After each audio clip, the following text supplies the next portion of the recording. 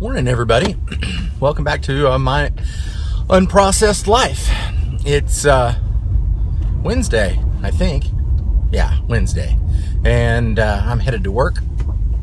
And I'm actually earlier this morning than I was yesterday, which is pretty good by about a couple minutes. So I'm improving a little bit. Of course, I had cut some corners this morning to make that happen, but I thought it was important. So I don't know where I left y'all last night. I guess before dinner. So I got home yesterday, and what I ended up having for dinner was a banana mango milk.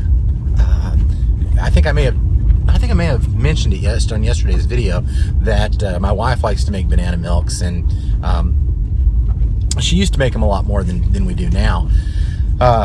And we talked about it a little bit last night. I told her that I had told y'all that she likes to make them and liked to use palm sugar and so forth, and she pointed out that is not the case anymore. She's like, I don't do the palm sugar anymore. And I was like, yeah, I forgot. Anyway, so what I did when I got home was I took 2 bananas and I put them in the Vitamix along with a mango and enough water to cover it, just a little bit more than cover it, so it would be nice and thin instead of more.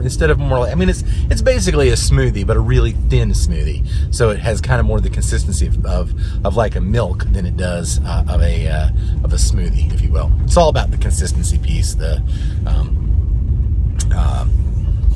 texture of the drink. Anyway, I had that as kind of a snack, or pre-meal, I guess you could say. And then we had some stuff going on with the kids, and a little bit later, I really didn't have anything good. Nothing was clicking in my brain as far as what to eat. So I went a little bit off the reservation, and I had some spring rolls. Now, the spring rolls, the reason I went off the reservation, quote unquote, and because the wraps that I used were rice wraps, and basically they come in these flat sheets of basically, well, it's not even rice. It's actually a tapioca powder that they take and they make into these sheets, and then what you do is you put them in water, soak them in water for like 3 seconds or 10 seconds depending, and then you take it out, lay it out, and you put your fillings on the inside, wrap it up, and eat it. You've probably seen them before. So it's kind of close to raw, but not exactly raw, if you will. So I went off the reservation on that a little bit. What I did for the filling was I made some more cucumber noodles, and then I added in some collard green, and I took some mushrooms, and I did a mushroom marinade. They didn't marinate for very long, but basically I took some mushrooms and I cut them up and then put them in a bowl with a couple dashes of coconut aminos, some garlic, and some spices, just whatever spices I had in the cabinet, like onion powder, garlic powder, cumin, things like that. Mix that all up, let that sit while I was doing the rest of my prep, and then I got a tomato, and then I had some leftover zucchini hummus. And of course, we've talked about the zucchini hummus because the tahini that's in it is so fattening, or has so much fat in it. I shouldn't say fattening, because it has so much fat in it. I've been trying to wean myself away from that a little bit. So what I did, instead of using it as a dipping sauce, is I just put a little bit of it along top on the first set, and then I put some on the inside in the second set rather than dipping it. And if I needed a dipping sauce, which I didn't really, then I just put it in the coconut aminos that I had already mixed up. And I had 5 or 6, or I don't know however many of those, till I ran out of veggies for dinner. That's what I had for dinner last night. And then I went to bed. Yeah, so that was the night last night, but I didn't have anything for lunch. I couldn't really come up with anything for lunch. I didn't want to do the zucchini hummus again. Well, I mean, I wanted to do the zucchini hummus again, but I didn't feel like I really wanted to add that fat in. I'm really wanting to try to cut the fat out as much as I can so that I can start to detox a little bit more, get rid of some of the junk that's in my body that I need to get rid of, and so I need to cut the fat. So I couldn't really come up with anything. I thought about doing more rice wraps. I thought about, doing another, some more cucumber noodles, and then, trying to find a different dressing. But what happens a lot of times is if I find a dressing, unless I really like it, then it just makes me not want to eat the dish. So rather than finding some sort of dressing that I wasn't going to want, and really almost all the dressings for all the salads have more fat in them than I want, unless you do something like blend up some fruits and dates and things like that. And I didn't have time to experiment last night with all that. And I know that there are a lot of people out there, Fully Raw Christina has some recipes for that. I know Tanny Raw has some recipes for fat-free dressings. The problem is that the ones that I've tried to make, I don't care for. I'm not saying they're not good. I know lots of people love them. My wife thinks they're phenomenal, but they don't jive with my taste buds. Now that may change over time, but right now that's the case. It just for me. So I have to find something else, something I have realized after playing around with, different ways of eating throughout my life. One of the things that I've noticed specifically is that if I don't find stuff that I like to eat, then I won't stick to that. I'll just go do something that even if I, willpower, you've got to take as much willpower out of the equation as you can. Otherwise you fail. Because when you start to think about what you're fighting, the willpower piece, people say it's mind over matter, but that's not 100% true. There is a piece to it where you can choose. That's kind of what sets us apart from the animals. You can choose your response to any situation. Response action. You can choose. You don't just have to respond. You can choose what your response is. I agree with that. However, when you think about the pressures that you have when it comes to eating and what to eat, that's where you have a bit of a challenge. And I say that because apparently the microbes in your gut, they actually affect the way things taste to you.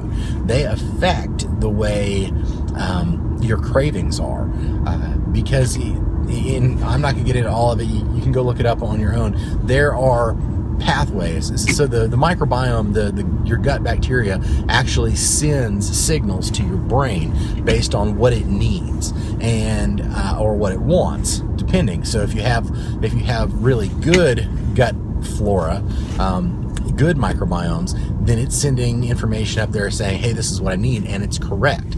The microbes are just trying to stay alive. That's their job. We want to stay alive for as long as we can. And the way we do that is by sending signals to your brain so that you will feed us what we need to stay alive. Now, you've got a mixture of bacteria, some good, some not so good. Some that craves what we would call healthy foods, and some that craves unhealthy foods. And if you have more of them craving unhealthy foods than craving healthy foods, more of those signals go into your brain, then it becomes a daunting task for you to actually choose to eat the right things, because your microbes are constantly bombarding your brain with, what I need is this, and that is what we would call a craving. And so it's not all about trying to overpower that. You have to realize that biology is somewhat against you when it comes to trying to choose healthy, to choose well. And so that's why I say it's not 100% mind over matter, because your body is telling you, hey, I need that cheese pizza, when in all reality you don't. It's just the bad, or not bad, but the unhealthy microbiomes the microbes saying, hey, this is what I need to stay alive.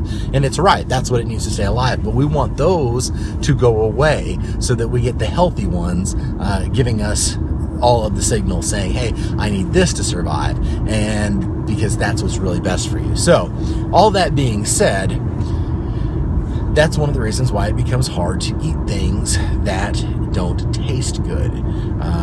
And your tastes will change over time. I'm fully confident that at some point those dressings, those low-fat fruit date dressings that people do, will come to be something that I really enjoy. But I'm not there yet, and it's going to take me some time to get there.